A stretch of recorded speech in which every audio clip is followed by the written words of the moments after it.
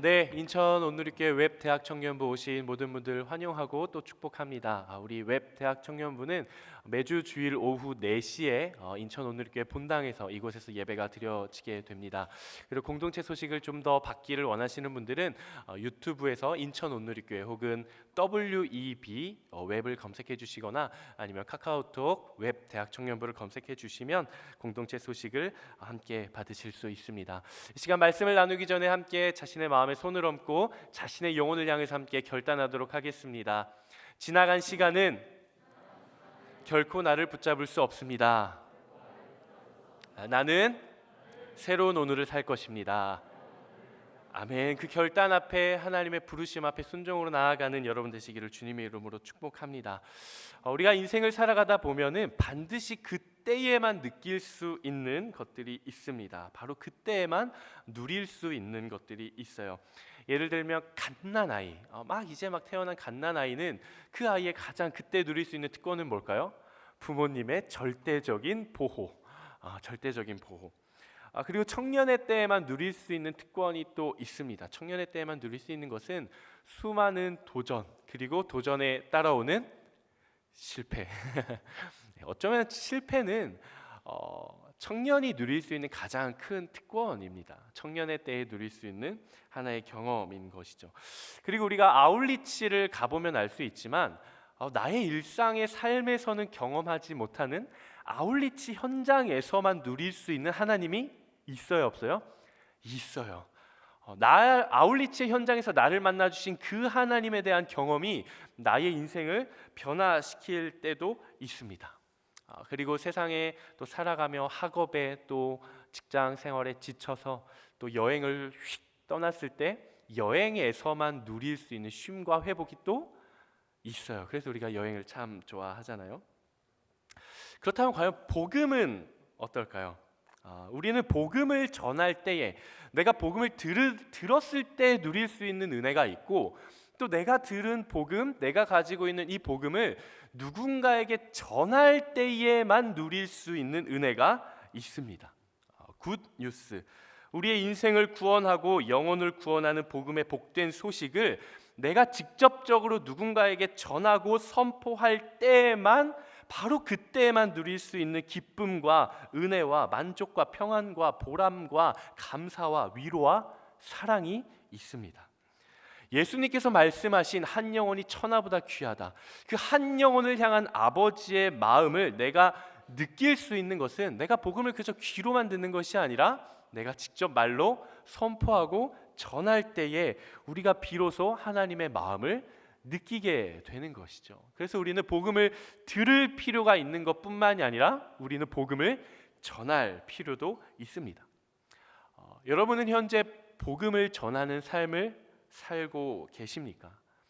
만약 내가 그렇지 않다면 오늘 이 시간 다시 한 번 더 나에게 들려진 그 복음의 복된 소식을 내가 그 기쁨을 전하는 삶을 살아가기로 결단하는 거룩한 생명의 시간이 되기를 주님의 이름으로 축복합니다.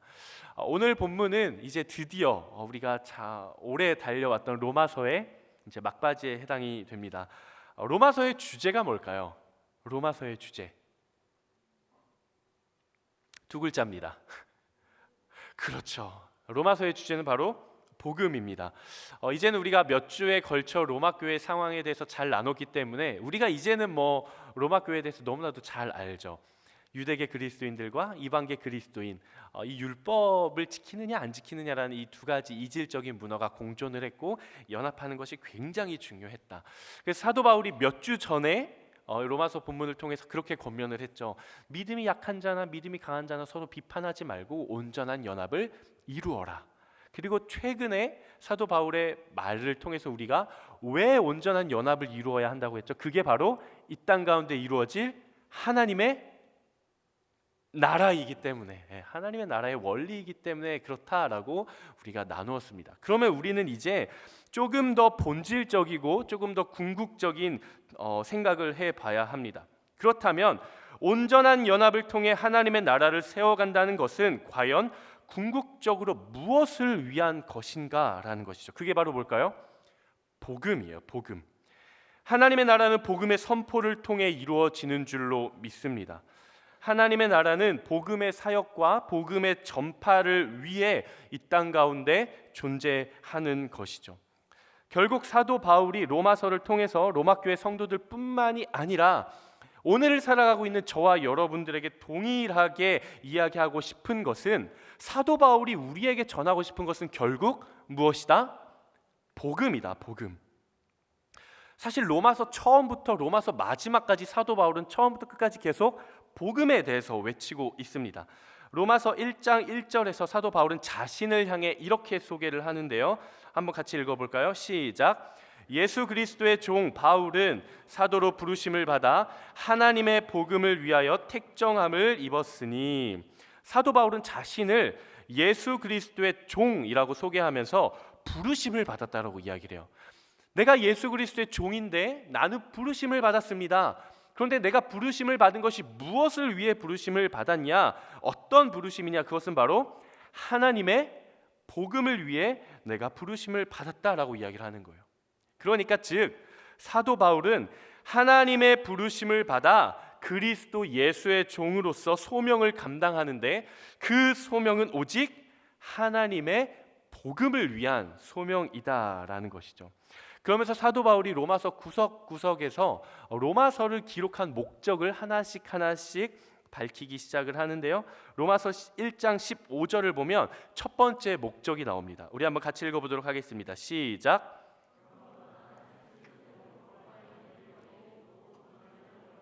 네, 사도 바울이 이야기를 하는 거예요.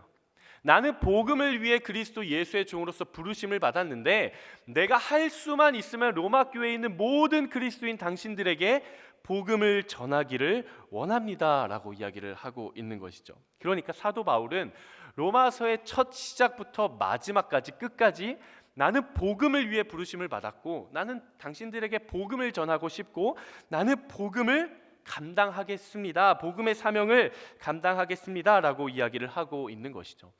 그런데 재미있는 표현이 하나가 있습니다. 재미있는 사실 한 가지가 있어요.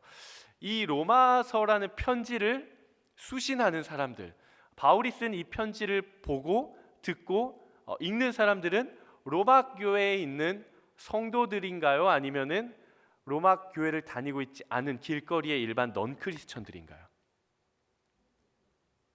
확실하게 그쵸, 로마 교회 성도들이에요. 로마서는 로마 교회에 있는 그리스도인 성도들을 향해서 편지를 쓴 것입니다. 그런데 사도 바울이 이야기를 하는 거예요. 나는 여러분들에게 할 수만 있으면 복음을 전하고 싶습니다. 복음을 전하기를 원합니다. 그런데 참 아이러니하지 않습니까? 이미 로마 교회 성도들, 이미 그리스도인으로서 살아가고 있다는 것은 예수 그리스도에 대한 복음을 듣고 내가 예수 그리스도를 구원자로 고백하고 그리고 교회 구성원이 되었기 때문에 그들은 이미 복음을 들은 사람이다, 듣지 못한 사람이다. 그들은 이미 복음을 들은 사람이에요. 복음이 무엇인지 알고 복음을 믿었기 때문에 그리스도인으로서 살아가고 있는 사람들인데, 사도 바울은 그들을 향해서 이렇게 이야기를 하는 거예요. 나는 할 수만 있으면 여러분들에게 복음을 전하고 싶습니다.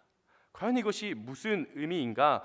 이것이 앞뒤가 맞지 않는 의미인가? 결코 그렇지 않습니다.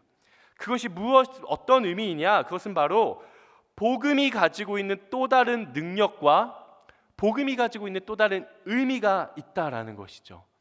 로마 교회 성도들이 비록 복음을 들었지만 그들이 아직 알지 못하고 있는, 그들이 아직 누리고 있지 못하는 복음의 참된 의미가 아직 남아있다라는 사실입니다.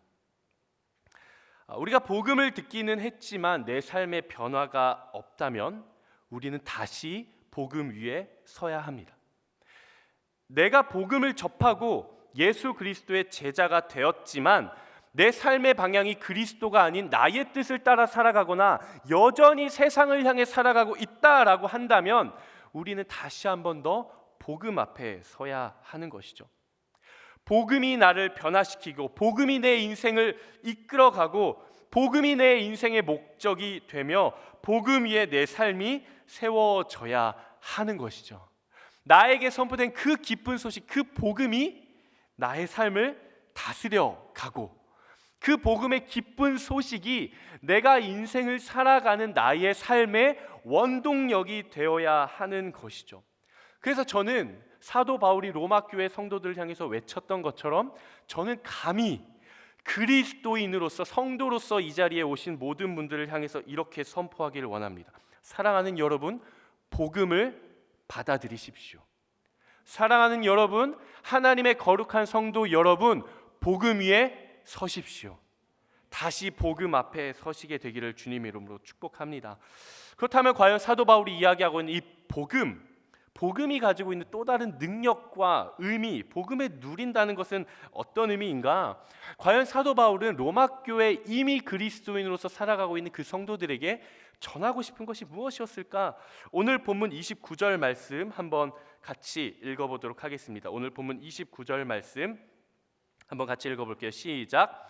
내가 여러분에게 갈 때 그리스도의 충만한 복을 가지고 갈 줄을 압니다.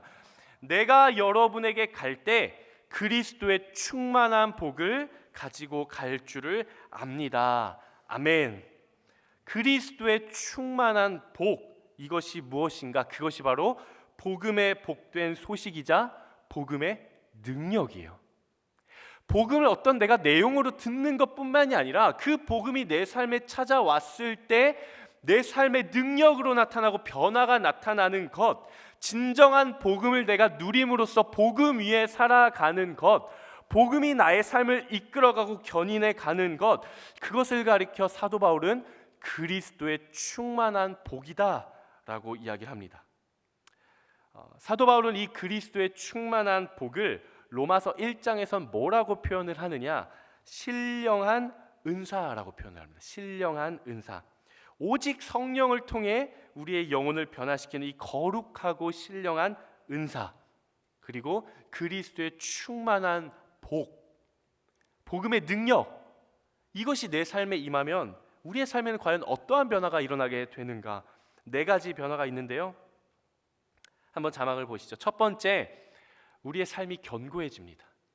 진정한 복음의 능력이 내 안에 임하면 나는 결코 흔들리지 않아요. 예수 그리스도를 통한 복음의 복된 소식이 내 삶을 이끌어가기 시작하면 세상의 어떤 흉흉한 상황이, 세상의 어떤 어려운 상황이 내 삶을 쥐고 흔든다고 할지라도 나는 거기에 흔들리지 않아요. 왜요? 나는 세상의 상황 가운데 서 있는 것이 아니라 나는 복음의 능력 위에 서 있기 때문에 그렇습니다. 두 번째, 평안을 얻게 됩니다. 우리가 진정한 복음의 능력을 믿고 우리가 진정한 복음 가운데 살아간다고 한다면 우리는 결코 걱정이나 두려움이나 근심이나 불안 가운데 살아가는 것이 아니라 하나님께서 나의 삶을 책임져 주실 것이라는 확실한 믿음과 평안함을 가지고 살아가게 되는 것이죠. 그리고 세 번째, 정말 복음의 능력이 내 안에 임하면 나에게 어떠한 변화가 일어나는가? 내 안에 열매가 맺혀집니다. 성령의 열매, 내 삶의, 내 성품의 열매가 맺혀지게 되는 것이죠. 그리고 네 번째, 이 첫 번째, 두 번째, 세 번째 삶이 내 안에 충만해지면 가만히 있을 수가 없는 거예요. 막 내 안에 끓어오르는 어떤 뜨거운 열정들이 생겨나기 시작하는 거예요. 여러분, 우리가 때로는 하나님께서 나에게 주신 이 열정이 내가 느껴질 때 막 억눌러요. 아니야, 이러다가 내가 아프리카 가면 어떡해? 하나님, 저는 아니죠. 하나님, 저는 100%의 열정을 저에게 주시면 저는 10%면 충분합니다. 제가 10%를 가지고 제 삶에서 직장 가서 열심히 복음 전할게요. 학교 가서 열심히 복음 전할게요. 여러분, 거부하지 마십시오. 아프리카 선교사도 준비된 사람을 보내십니다. 너무 걱정하지 마세요.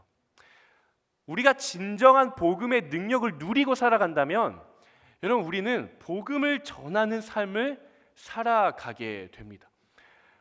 우리 선교사님이 오늘 간증을 해주셨는데요, 저는 이 선교사님이 하나님 앞에 대면하고 하나님께서 마음을 주실 때 저는 여러분들에게 주신 그 마음과 동일한 마음을 주셨을 거라고 생각해요. 우리 선교사님에게.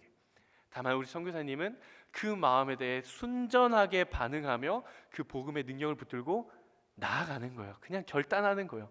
재지 않아요. 내가 지금 선교를 나가면 내가 2년을 나가면 내 나이가 몇이고 돌아오면 남들보다 2년이 늦어지고 내가 취업을 하려면 내가 또 스펙을 쌓아야 되고 공부를 하려면 내가 30대가 되는 건 아닐까? 내가 30대까지 아직 결혼 자리도 잡지 못하면 내가 결혼은 늦어지는 거 아닐까? 이런 수많은 생각을 가지고 살아가는 것이 아니에요. 삶이 견고해지고 평안을 얻고 열매를 맺게 되면 우리의 삶은 자연스럽게 복음을 전하는 삶을 살아가게 되어 있습니다. 오늘 본문에 등장하는 사도 바울이 바로 그런 인생을 살아가는 사람이었어요. 사도 바울은 이것을 전하는 것에 목숨을 건 사람이었어요. 단순히 복음의 내용이 무엇인지에 대해서 강의하고 가르치는 것이 아니라 진정으로 내 삶에 선포된 복음으로 살아간다는 것이 무엇인지를 삶으로 살아가고, 그리고 그 복음의 능력을 전하는 데 일평생을 바친 사람이 바로 사도 바울인 것이죠. 우리 옆에 계신 분들에게 이렇게 한번 축복하며 인사하겠습니다. 다시 복음 앞에 서십시오. 우리 한 번 더 축복하며 우리 큰 소리로 한번 축복해 주시겠어요? 다시 복음 앞에 서십시오. 우리 한 번 더 축복합시다. 축복합시다. 하나님의 부르심을 외면하지 마십시오. 자신의 마음에 손을 얹고 저도 그렇게 하겠습니다. 네, 저는 우리 공동체가 진짜 복음의 능력을 붙들고 하나님의 부르심이 있을 때 외면하지 않게 되기를 주님의 이름으로 축복합니다. 결국 오늘 본문에서 사도 바울이 로마 교회에 이야기하는 목적, 첫 번째는 로마 교회 성도들에게 복음을 전하기 위함이고, 그리고 두 번째는 또 다른 복음의 장인 스페인, 오늘 성경에서는 서바나라고도 하는데 스페인으로 가기 위한 도움을 받기 위한 지원 요청입니다. 오늘 본문 24절에서 26절까지의 말씀, 24절, 25절, 26절 말씀 한번 같이 나눠보도록 하겠습니다. 시작. 내가 스페인에 갈 때 여러분을 방문하려고 합니다. 이것은 내가 지나가는 길에 여러분에게 들러 얼마간 여러분과 기쁨을 나눈 후에 여러분의 후원으로 그곳에 가기를 원하기 때문입니다. 그러나 지금은 성도를 섬기는 일로 예루살렘으로 가는 길입니다. 이는 마케도니아와 아가야 사람들이 예루살렘의 가난한 성도들을 위해 기꺼이 얼마를 기부했기 때문입니다. 우리가 방금 읽은 본문을 보면 사도 바울은 현재 어디를 향해 가고 있습니까? 1번 로마, 2번 스페인, 3번 예루살렘. 1번 로마, 2번 스페인, 3번 예루살렘. 아멘. 지금 사도 바울은 예루살렘을 향해서 가고 있어요. 그런데 사도 바울이 가고자 했었던 도시, 첫 번째로 먼저 방문하고자 했던 도시는 어디였어요? 1번 스페인, 2번 예루살렘, 3번 로마. 지금 사도 바울이 가고 있는 곳은 예루살렘. 하지만 그가 가고자 했었던 첫 번째 지역은 로마. 더 나아가서 최종적으로 가고자 했었던 곳은 어디? 스페인. 그렇죠? 잘 따라오고 있죠? 네, 잘 따라오고 있어요. 지금 사도 바울이 예루살렘으로 가는 길인 이유가 있어요. 그가 전도 여행 때 거쳐갔던 지역인 마케도니아, 이 성경에서 마게도냐라고 하는 그 그리스 위쪽의 지역이에요. 넓은 지역. 이 마게도냐라고 하는 지역의 사람들, 그러니까 그 지역의 그리스도인들이 예루살렘에 있는 교회의 성도들이 너무나도 극심한 가난 가운데 있다라는 소식을 듣자 그들이 헌금을 모은 거예요. 헌금을 모아서 사도 바울님, 이 헌금을 그들에게 좀 전해 주십시오라고 요청을 하자 사도 바울이 그 헌금을 들고 예루살렘에 가는 거예요. 그러니까 이런 상황이에요. 로마 교회 성도들에게 내가 당신들에게 가고 싶습니다. 내가 당신들에게 갈 겁니다. 하지만 지금은 이 마게도냐 사람들이 헌금을 했기 때문에 내가 그 헌금을 들고 예루살렘에 가고 있습니다라고 이야기를 하는 거예요. 그러면서 동시에 사도 바울이 뭐라고 이야기를 하냐? 마게도냐 지역에 있는 그리스도인들 성도들이 헌금을 해서 예루살렘 교회에 있는 성도들을 도왔습니다. 근데 저는 예루살렘에 갔다가 로마에 갈 건데 당신들에게 가는 것은 나의 최종 목적이 아니라 나는 더 나아가서 스페인까지 갈 겁니다. 나는 여러분들에게 들렸다가 스페인으로 갈 건데 여러분 잘 보십시오. 마게도냐 지역에 있는 성도들이 예루살렘 교회를 도왔습니다. 저는 스페인으로 갈 겁니다. 근데 스페인으로 가는 길에 여러분들에게 들릴 겁니다. 그러면 결국 뭐예요? 로마 교회 성도들에게 스페인으로 갈 헌금을 지원하고 스페인에 있는 모든 성도들을 위해서 도와달라라고 하는 아주 사랑스러운 협박 아닌 협박을 또 하고 있는 상황인 것입니다. 즉 사도 바울은 로마 교회 성도들에게 복음을 전하는 것 외에도 또 다른 복음의 장인 스페인으로 가기 위한 도움을 받기를 원한다는 것이죠. 이때 당시의 연대는 1세기죠. 1세기 초대교회. 이때 당시의 사람들은 지구가 둥글다고 생각을 했을까요? 평평하다고 생각을 했을까요? 지구가 평평하다고 생각을 했어요. 그러니까 사도 바울은 예루살렘을 거쳐, 자 보세요. 예루살렘을 거쳐 마게도냐를 거쳐 로마를 거쳐 스페인까지 가고자 했던 거예요. 그러니까 사도 바울은 땅 끝까지 가서 내가 복음을 전하겠다라는 굳건한 선포와 결단이 있었던 것이죠. 사도행전 1장 8절의 말씀, 오직 성령이 너희에게 임하시면 너희가 권능을 받고 예루살렘과 온 유대와 사마리아와 땅 끝까지 이르러 내 증인이 되리라. 여기서 그 땅 끝, 사도 바울은 정말 땅 끝까지 주의 복음을 전하기를 간절히 소망했던 것입니다. 저는 여러분들이 사도 바울의 모습을 보면서 그에게 임한 하나님의 놀라운 복음의 능력을 발견하게 되기를 주님의 이름으로 축복합니다. 정말 하나님의 복음이 임한 사람의 모습, 복음의 능력이 나타나는 사람의 모습, 복음을 붙잡고 살아가기로 결단하는 사람의 삶의 모습, 그 사람의 모습, 사도 바울의 모습을 통해 저는 하나님께서 여러분들의 마음 가운데, 여러분들의 인생 가운데 들려주시는 메시지가 분명하게 있을 줄로 믿습니다. 그래서 저는 여러분들에게 담대하게 도전합니다. 여러분, 복음으로 살아가십시오. 세상의 기준으로 살아가지 마십시오. 세상의 요구, 세상의 기준, 세상의 벽, 그것을 기준으로 나의 인생을 살아가는 것이 아니라 나에게 선포된 하나님의 놀라운 복음의 능력으로 살아갈 수 있는 여러분 되시기를 주님의 이름으로 축복합니다. 여러분들에게 있어 땅끝은 어디입니까? 사도 바울은 땅끝까지 내가 가겠다라고 결단을 했어요. 그럼 여러분들에게 있어서 여러분들의 삶의 땅끝은 어디세요? 이 땅끝이라고 하는 것엔 세 가지 의미가 있습니다. 첫 번째는 지리적인 땅끝이에요. 정말 저 땅끝, 우리나라로 따지면 어디예요? 해남. 저 땅끝, 정말 지리적인 땅끝. 두 번째로는 정서적인 땅끝이 있어요. 이것은 심리적인 땅끝이고 관계적인 땅끝입니다. 그리고 세 번째로는 한계적인 땅끝이 있어요. 예루살렘 교회가 가난으로 허덕일 때 헌금을 한 교회가 마케도니아에 있는 교회들이라고 했어요. 그런데 과연 그 마게도냐 지역에 있었던 성도들의 삶의 상황은 어떤 상황이었는가? 세 가지 상황이 있었는데, 첫 번째는 그들은 유대인의 핍박을 받고 있는 상황이었습니다. 유대인들의 핍박. 그리고 두 번째로는 로마의 식민 아래에 있었어요. 그리고 세 번째로는 너무나도 극심한 가난 가운데 그들이 있었습니다. 고린도후서 8장 1절에서 3절을 보면 사도 바울이 고린도 교회 성도들을 향해서 마게도냐 교회에 있는 성도들을 소개를 하는데 이렇게 소개를 합니다. 제가 읽어볼게요. 형제들이여, 우리는 마케도니아 교회들에게 주신 하나님의 은혜를 여러분에게 알리고자 합니다. 그들은 수많은 시련 가운데서도 기쁨이 넘쳤고 극심한 가난에도 불구하고 넘치는 헌금을 했습니다. 내가 증언하는데 그들은 힘 닿을 대로 했을 뿐 아니라 힘에 부치도록 자진해서 했습니다. 그러니까 마게도니아 지역에 있었던 교회의 성도들은 풍족하거나 내가 누릴 수 있는 게 많기 때문에 내가 가지고 있는 것의 일부를 떼어서 예루살렘 교회에 헌금한 것이 아니라 나는 여전히 유대인들의 핍박 가운데 있고 로마의 식민 아래 있고 극심한 가난 가운데 있지만 내가 할 수 있는 힘을 다한 것 이상으로 그 이상의 기쁨의 헌금을 예루살렘 교회에 드렸다라는 거예요. 여러분 생각해 보십시오. 예루살렘 교회, 예루살렘은 유대인들의 성지예요.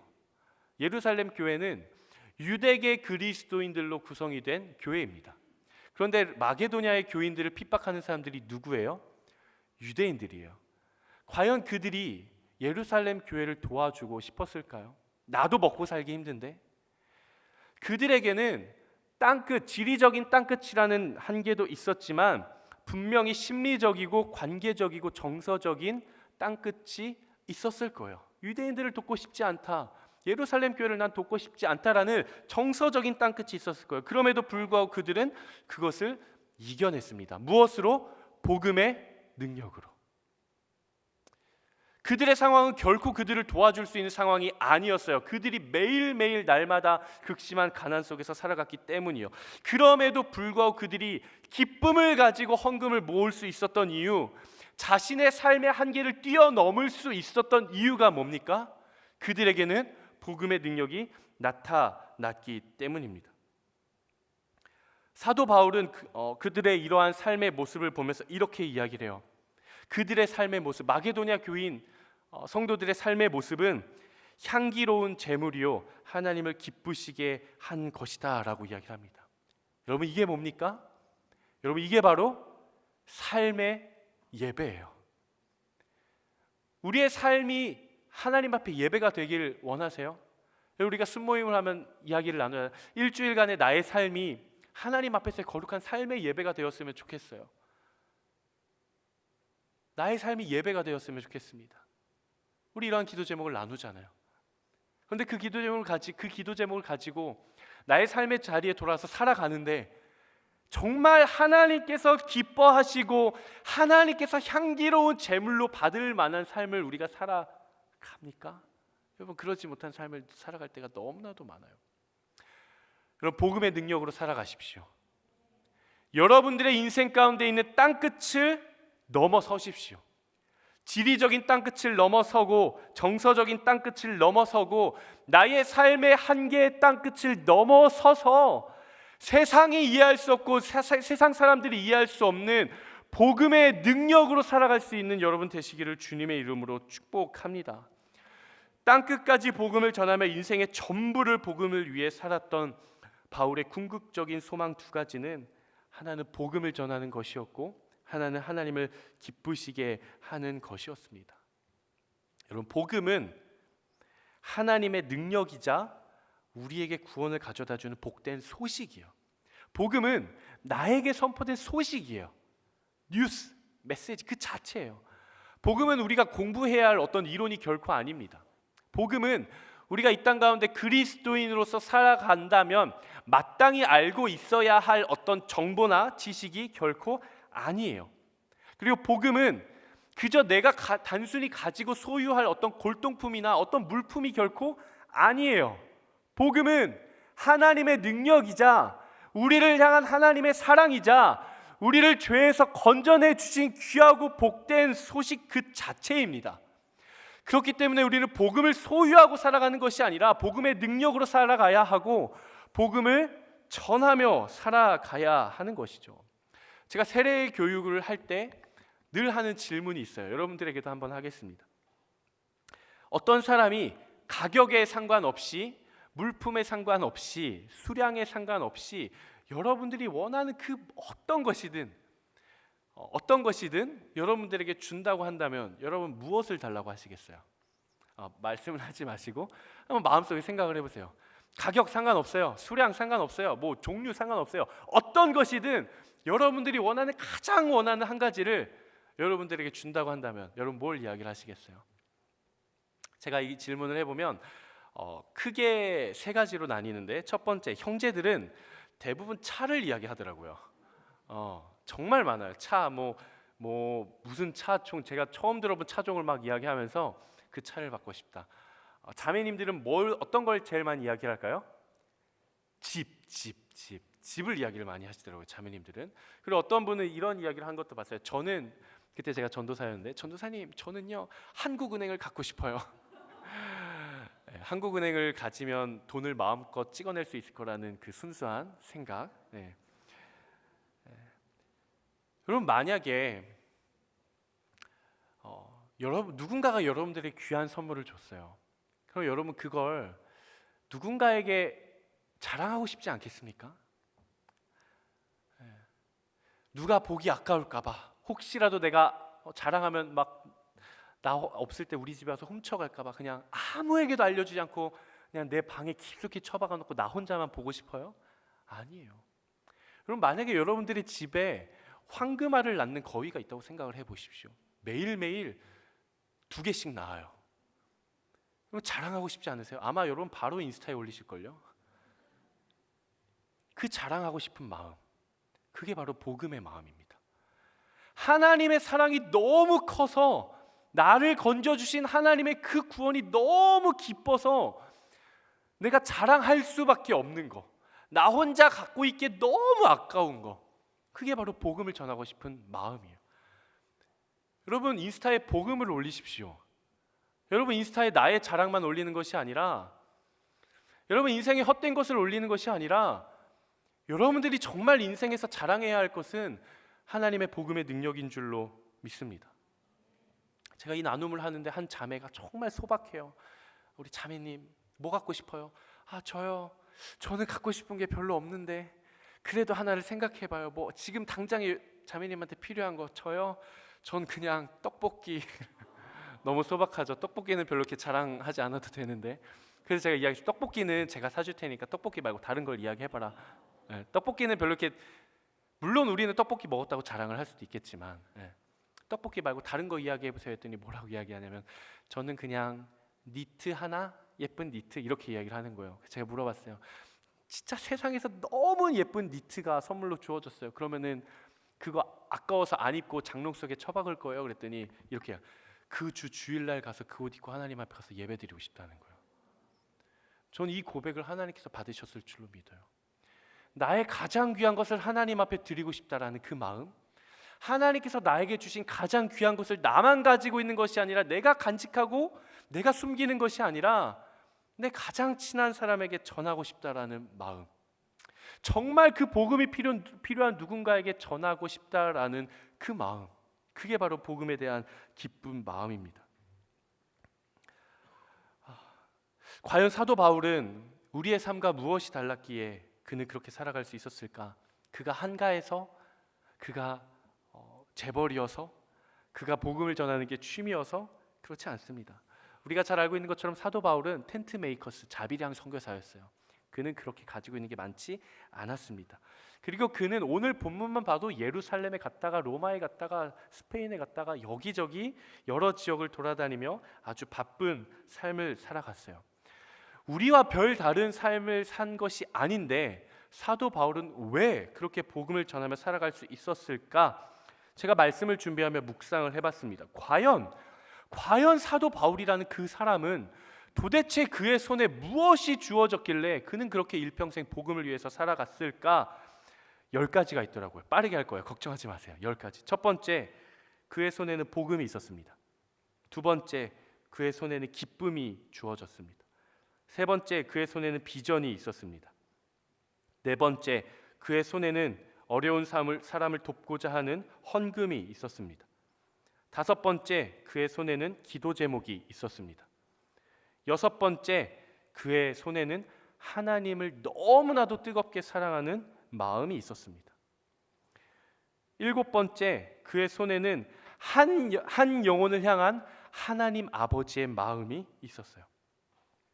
그리고 여덟 번째, 그의 손에는 그리스도의 십자가가 있었고, 아홉 번째, 그의 손에는 예수 그리스도의 못자국 난 흔적이 있었고, 열 번째, 그가 그렇게 나아갈 수 있었던 이유, 그의 손에는 거룩한 결단이 있었습니다. 저는 여러분들이 삶의 자리로 돌아가서 과연 사도 바울의 손에는 무엇이 있었는지, 무엇이 그를 움직였는지 여러분들이 묵상하며 찾아보시기를 바랍니다. 100가지가 있을 수도 있고 1000가지가 있을 수 있어요. 나에게는 없지만 사도 바울의 손에는 쥐어져 있는 것, 과연 그것이 무엇이 있을까? 여러분 한번 고민해 보시면 너무 좋을 것 같습니다. 아울리치를 가면 교역자들이 라운딩을 갑니다. 근데 저는 국내에 갈 때 라운딩을 돌 때 꼭 이렇게 챙겨가는 게 있냐면, 챙겨가는 게 있는데 그게 뭐냐면 아이스크림이에요. 아이스크림. 그래서 라운딩을 돌면 보통 MC단들이랑 이렇게 도는데, 그 아울리치 지역 교회 우리 팀이 있는데 가기 전에 그 근처 뭐 어떤 마트나 편의점에 가서 아이스크림을 한 보따리 사요. 그리고 양손에 가득 들고 가요. 그러면 우리 지체들이 저를 반가워할까요? 아이스크림을 반가워할까요? 아이스크림을 그렇게 반가워해요. 그래서 아이스크림을 건네주면 그 뜨거운 여름 막 페인트 칠하고 열심히 봉사하다가 아이스크림을 딱 마주하면 그렇게 팀원들이 행복해요. 그 표정을 보면 진짜 행복해요. 근데 그 아이스크림을 들고 가는 제 마음은 어떨까요? 그 행복해야 할 걸 알잖아요. 너무 기뻐요. 아이스크림 막 고를 때부터 어떤 메뉴를 고를까, 막 어떤 종류를 고를까. 20명이라고 하면 일부러 막 30개 40개 사가요. 하나 먹고 또 먹으라고. 그 마음이에요. 여기 순장님들 한번 손 한번 들어보시겠어요? 당당하게. 훌륭한 거예요. 순장. 네, 좋아요. 제가 늘 우리 순장님들께 말하는 게 있는데, 순장을 하면 유일하게 누릴 수 있는 특권이 하나님의 마음을 누릴 수 있는 거예요. 하나님께서 나에게 맡겨주신 우리 순원들을 향한 그 마음이 하나님이 나를 바라보시는 그 마음이랑 똑같아요. 순장을 해보면 내가 결혼해서 자식을 낳아보지 않아도 아빠의 마음을 느껴요. 엄마의 마음을 느껴요. 그래서 순장이 되면, 순원분들 우리 잘 들으세요. 순장님의 마음이요. 순장이 되면 우리 순원들을 위해서 내가 간식을 준비해서 간식을 들고 가는 그 마음이, 얘네 때문에 내 식비 다 날아가네. 용돈도 없는데 알바를 하나 더 뛰어야 되나, 이런 마음일까요? 절대 그렇지 않아요. 정말이에요. 우리 순원들에게 뭐라도 더 맛있는 거 주고 싶은 그 순장의 마음이 있습니다. 제가 어렸을 때 저희 아버지가, 지금은 아버지랑 함께 살고 있지는 않은데, 어렸을 때 아버지가 항상 일을 갔다 오면은 검은색 봉지를 들고 오셨는데, 그 안에 뭐가 들어있었냐면 바나나 우유가 들어있었어요. 뚱딴지 바나나 우유. 제가 한 4살 5살 때. 그럼 저는 아빠를 기다릴까요? 바나나 우유를 기다릴까요? 바나나 우유를 그렇게 기다려요. 너무 맛있는 거예요. 근데 매일같이 그렇게 바나나 우유를 사오십니다. 근데 어렸을 때는 그냥 간식 하나 사오시는가 보다 이렇게 생각을 했는데, 제가 나이가 들고 인생을 살아가면서 이제 성인이 되고 생각을 해보니까, 혼자 있었을 그 아들을 위해서 뭐라도 사주고 싶은데 넉넉지 않으니까 큰 간식을 막 피자 한 박스, 치킨 한 마리 사고 싶은데 그런 여유가 안 됐어요. 좀 경제적으로 어려웠어요. 그러니까 아버지가 이 바나나 우유를 하나씩 사오는 거예요. 그러니까 이 바나나 우유가 굉장히 작지만 그 바나나 우유 하나에는 내 아들을 너무나도 사랑하는 마음, 뭐라도 챙겨주고 싶은 마음, 뭐라도 먹여주고 싶은 마음, 뭐라도 주고 싶은 그 마음, 그 아빠의 마음이 담겨 있는 거예요. 마치 제가 라운딩을 갈 때 아이스크림을 사가는 것처럼, 우리 순모임을 할 때 순원들에게 주려고 순장들이 간식을 사가는 것처럼, 거기에는 뭐라도 좋은 것을 주고 싶은 그 마음이 있어요. 여러분, 그게 바로 복음을 전하고 싶은 마음입니다. 내 친구를 볼 때, 내 가족을 볼 때, 내 직장 동료를 볼 때 뭐라도 조그만 거라도 좀 좋은 거 주고 싶은 마음, 뭐라도 주고 싶은 그 마음이 복음을 전하고 싶은 마음이에요. 사랑하는 여러분, 지금 현재 여러분들의 손에는 무엇이 있습니까? 타인을 향한, 내 친구를 향한, 내 지인을 향한, 내 가족을 향한 나의 손에는 무엇이 있습니까? 하나님이 우리를 향해 그렇게 하셨어요. 죄 아래 놓여있던 우리를 가만히 둘 수가 없어서 뭐라도 좋은 걸 주고 싶어서, 건져주고 싶어서 예수 그리스도를 보내주신 거예요. 하나님의 손에는 예수 그리스도가 있었어요. 하나님의 손에는 우리를 향한 사랑이 있었어요. 하나님의 손에는 복음이 있었습니다. 우리는 내가 가진 것이 무엇이냐, 이것이 중요한 게 아니라 내가 이것을 누구에게, 내가 이것을 어떻게, 무엇을 전해줄까, 이 고민을 하며 살아가야 하는 것입니다. 우리는 때로는 이렇게 불평을 합니다. 저 재벌가들은 태어나면서부터 다이아몬드 수저를 들고 태어나는데 내가 가진 수저의 색깔이 뭘까? 열심히 닦아서라도 은수저라도 대봐야지, 금수저라도 대봐야지. 나는 가진 게 없어. 복음을 전할 때에 그 마음은 있지만, 하나님, 제가 그 마음을 알고 복음을 전해야 한다는 것도 알겠는데요, 하나님도 아다시피 제가 지금 상황이 좋지 못해요. 제가 재정적으로도 넉넉하지 않고요, 지금 저의 삶의 상황에 너무 기도 제목들이 많아서 정신이 없습니다. 하나님, 제 삶 돌보기도 바쁜데 제가 누구를 챙기겠습니까? 라고 우리는 반문할 때가 때로는 있어요. 근데 여러분, 곰곰이 생각해 보십시오. 하나님께서 우리에게 주신 것이 너무나도 많습니다. 우리가 너무나도 익숙하게 가지고 있었기 때문에 내가 인지하지 못할 뿐이지, 하나님께서 나에게 귀한 선물로 주신 것이 너무나도 많아요. 우리의 손에 차고 넘쳐요. 너무 많아요. 여러분, 이것을 소유하지 마십시오. 여러분, 이것을 가지고 나아가 흘려보낼 수 있는 여러분 되시기를 주님의 이름으로 축복합니다. 예수님의 삶을 보면 그분의 삶은 오직 두 가지였어요. 복음과 하나님 나라. 예수님께서 이 땅 가운데 오셔서 첫 선포가 바로 이겁니다. 회개하라, 천국이 가까이 왔느니라. 나는 길이요 진리요 생명이니 나를 통하지 않고서는 아버지께로 올 자가 없느니라. 사랑하는 우리 웹 대학 청년부의 모든 가족 여러분, 그리고 인천 온누리교회 성도 여러분, 여러분 앞에 제가 감히 다시 한번 도전합니다. 여러분, 복음 앞에 서십시오. 복음으로 살아가는 인생이 되십시오. 세상 가운데 담대하게 나아가 나에게 선포된 거룩한 빛을 세상 가운데 비추이십시오. 하나님께서 나에게 허락해 주신 그 복음의 복된 소식을 들고 세상 가운데 나아가 나누십시오. 선포하시고 복음을 전하는 삶을 살아가십시오. 그리고 복음을 전할 때 내가 누릴 수 있는 기쁨, 그 기쁨을 누리며 살아갈 수 있는 여러분 되시기를 주님의 이름으로 축복합니다. 말씀을 마무리하고 함께 기도할 건데요, 사실 사도 로마서를 읽어가다 보면, 그리고 사도행전을 읽어가다 보면 하나님은 끊임없이 사도 바울의 뜻을 끊임없이 막고 바꾸셨습니다. 사도 바울은 복음을 전하러 아시아로 가고 싶었어요. 그런데 하나님께서는 그를 마게도냐 지방으로 보내십니다. 사도 바울은 로마로 가고 싶었는데 하나님은 그를 예루살렘으로 보내십니다. 그리고 사도 바울은 지금 스페인으로 가고 싶어 합니다. 우리는 성경에서 증언하고 있지 않기 때문에 그가 스페인에 갔을지 안 갔을지는 우리는 알 수 없습니다. 하지만 분명한 사실 한 가지가 있어요. 비록 하나님께서는 사도 바울의 뜻을 가로막고 새로운 방향으로 이끌어 가셨지만 그 결과 사도 바울은 로마서를 기록했다는 사실입니다. 그리고 우리는 지금 그 로마서를 함께 읽고 마주하고 있어요. 세상의 수많은 그리스도인들은 사도 바울의 로마서를 읽으며 다시 한번 거룩한 결단을 하게 될 것입니다. 이 땅 위에 존재하는 수많은 그리스도인들이 사도 바울의 이 편지 로마서를 통해 다시 한번 더 복음 앞에 서게 될 것입니다. 다시 한번 더 복음을 선포하고 복음을 전하는 자로 살아가기로 결단하게 될 것입니다. 사랑하는 우리 공동체 여러분, 우리는 지난 한 주 수련회에서 귀한 은혜를 나누었습니다. 그로부터 일주일이 지났어요.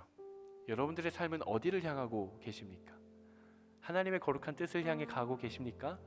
아니면 수련회 이전의 삶으로 회귀하셨습니까? 저는 여러분 안에 담대하고도 강력하고도 거룩한 생명의 결단이 있기를 주님의 이름으로 축복합니다. 내가 할 수 있을까가 아니라 내가 해야 한다면 마땅히 재지 않고 계산하지 않고 하나님 앞에 거룩한 결단으로 나아가는 여러분 되시기를 주님의 이름으로 축복합니다. 우리 시간 같이 함께 한 가지 기도 제목을 가지고 결단하며 기도하며 나아가도록 하겠습니다. 함께 기도하며 나아가실 때 하나님 내가 세상 가운데 살아갈 때에 담대하게 복음으로 살아가게 하여 주시옵소서. 하나님, 내가 복음을 전하는 삶을 살게 하여 주시옵소서. 하나님, 복음의 거룩한 능력, 하나님 그리스도의 충만한 복, 신령한 은사, 성령의 거룩한 열매가 내 안에 맺혀지게 하여 주시옵소서. 우리 시간 나의 삶을 주님 손에 맡겨드리며 우리 주여 한번 외치며 함께 기도하며 나아가도록 하겠습니다. 주여! 아버지 하나님, 이 시간 기도하며 나아갑니다. 하나님, 우리의 삶을 이끌어 주시옵소서. 하나님, 내가 다시 한 번 더 복음 앞에 서기를 원합니다. 하나님, 내가 다시 한 번 더 복음의 능력을 경험하기를 원합니다. 오 주님, 내가 다시 복음 앞에 서게 하여 주십시오. 하나님, 나의 삶이 복음 위에 세워지게 하여 주시옵소서. 하나님, 내가 복음을 아는 것에서 그치는 것이 아니라 복음의 능력을 붙들고 세상 가운데 나아가게 하여 주시옵소서. 하나님, 복음이 나의 삶의 목적이 되게 하여 주시고 하나님, 복음의 기쁜 소식이 나의 삶의 원동력이 되게 하여 주시옵소서. 하나님, 복음을 붙들겠습니다. 복음을 붙들고 살아가겠습니다. 하나님, 우리의 삶을 인도하여 주시옵소서. 오 주님, 역사하여 주시옵소서. 하나님, 나의 삶을 사용하여 주시옵소서. 하나님 복음을 전하는 나의 삶이 하나님께서 기뻐 받으시는 거룩한 제물이 되길 소망하며 나아가오니 주님 사용하여 주시고 일하여 주시고 역사하여 주시옵소서. 참 좋으신 주님, 우리를 구원하신 아버지 하나님, 나에게 선포된 그 거룩한 복음의 복된 소식을 들고 세상 가운데 담대하게 나아가기를 소망합니다. 하나님, 복음을 소유한 자로 살아가는 것이 아니라 복음을 전하는 자로 살아가게 하여 주시고, 하나님, 복음을 아는 자로 살아가는 것이 아니라 복음의 능력을 경험하며 살아갈 수 있는 하나님 나라의 거룩한 자녀들, 하나님 나라의 거룩한 백성들 되게 하여 주시옵소서. 하나님, 그러한 삶이 하나님 앞에 기쁨이 되며 하나님 앞에 거룩하고 향기로운 제물이 되며 하나님 앞에 거룩한 삶의 예배가 되기를 소망합니다. 하나님, 우리의 삶을 받아주시고 우리의 삶을 통해 놀라운 일을 이루어 주시옵소서. 그렇게 우리와 함께 하실 것을 믿으며 거룩하신 예수 그리스도 이름으로 기도드리옵나이다. 아멘. 우리의 삶을 인도하실 하나님께 우리 감사의 박수 함께 올려드리도록 하겠습니다.